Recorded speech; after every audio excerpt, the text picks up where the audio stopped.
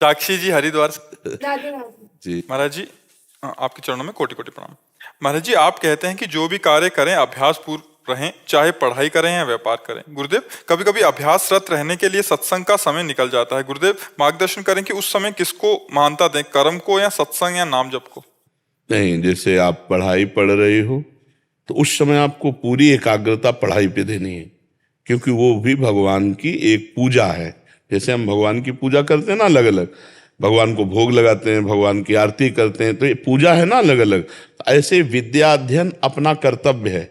तो उस समय हम जब विद्या अध्ययन करने जा रहे हैं तो भगवान को नमस्कार करके पूरी एकाग्रता, अगर हम पूरी एकाग्रता नहीं देंगे तो उसमें हम असफल हो जाएंगे, हमारी पूजा असफल मानी जाएगी। हम जिस डिपार्टमेंट में जो कार्य कर रहे हो पूरी एकाग्रता से ईमानदारी से करें, बीच बीच में भगवान का स्मरण करते हैं।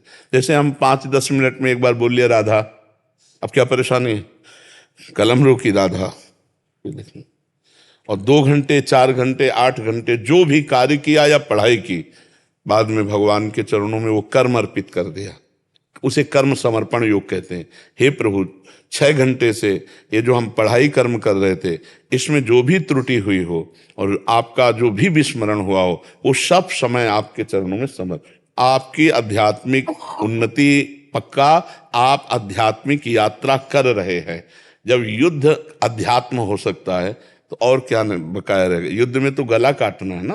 भगवान करे मां मनुष्मर युद्ध च, मेरा स्मरण करते हुए युद्ध कर। तो अपने लोग बिल्कुल मतलब 2 डिपार्टमेंट कर लिए, एक भगवान का डिपार्टमेंट और एक संसार का डिपार्टमेंट, इसलिए हम परेशान हो जाते हैं।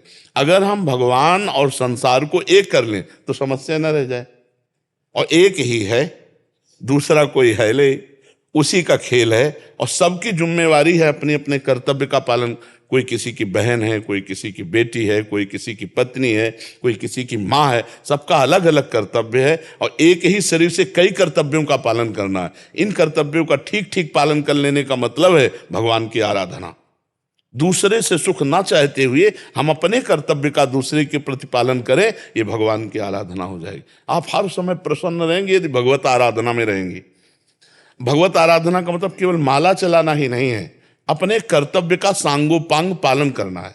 गुरुदेव, जैसे मैंने अभी सीए की पढ़ाई पूरी करी और मैं व्यापार शुरू कर रही हूँ, तो उसकी वजह से जैसे आपने कहा अभ्यासरत रहो, तो रात तक लेट तक काम करना पड़ता है अपना सब कुछ।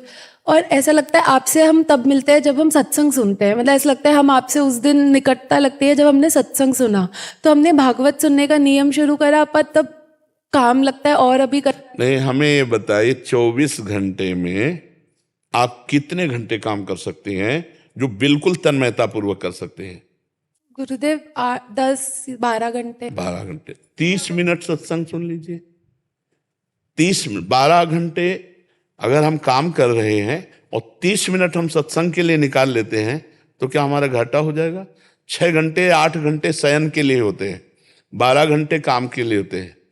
तो आपके पास कितने समय बचा? मान लो 6-8 घंटे आप सो लें गृहस्थी में, संसार में। वैसे तो अब तो 3-4 घंटे का आदेश करते हैं साधक के लिए, लेकिन गृहस्थी में मान लो हम 7 घंटे 8 घंटे मान लो, और आप 12 घंटे काम करते हैं, तो 12 + 8 कितने हुए? 20। अभी तो 4 घंटे बचे ना। तो जो समय आप मनोरंजन में और व्यर्थ में देते हैं वो समय हमें दे दीजिए, आप महात्मा बन जाएंगे। आप इस प्रश्न, हमारे प्रश्न का उत्तर दीजिए कि आप 12 घंटे काम कीजिए और वो 12 घंटे ठाकुर जी को समर्पित करने के लिए 1 मिनट लगता है, ठीक है? इसके बाद आप 8 घंटे सोइए और 8 घंटे सोने को भगवान को समर्पित कर दीजिए। 20 घंटे आपके इसमें गए, अब 4 घंटे बचे हैं। 4 घंटे में आप क्या करेंगे?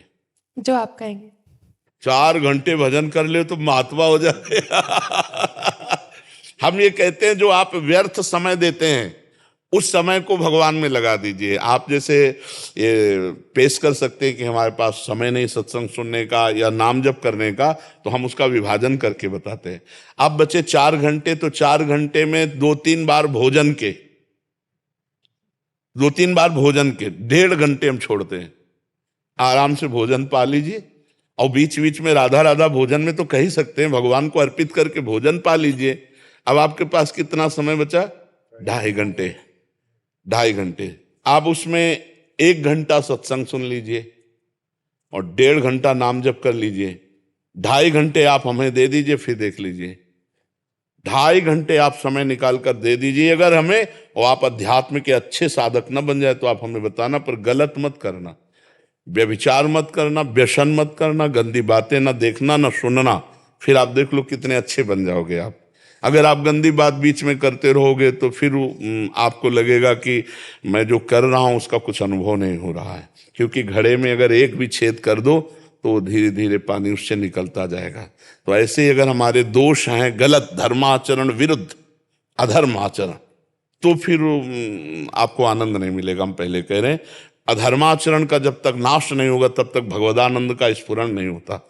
तो इसलिए हमें सहयोग करो कि आप जैसे बॉयफ्रेंड गर्लफ्रेंड, ये गंदी बातें जो भारत में आ गई हैं, आप लोग उसे स्वीकार ना करें, आप लोग धर्म पूर्वक चलें। आप जब एक दूसरे को मित्र बनाएं तो माता पिता की अनुमति से शास्त्र संयम पूर्वक पाणी ग्रहण करके गृहस्थी में जाइए, फिर प्यार से रहिए, कोई परेशानी नहीं। ये गंदी बातें हमारे धर्म के विरुद्ध हैं और इससे आपका जीवन और परमार्थ दोनों नष्ट होता है।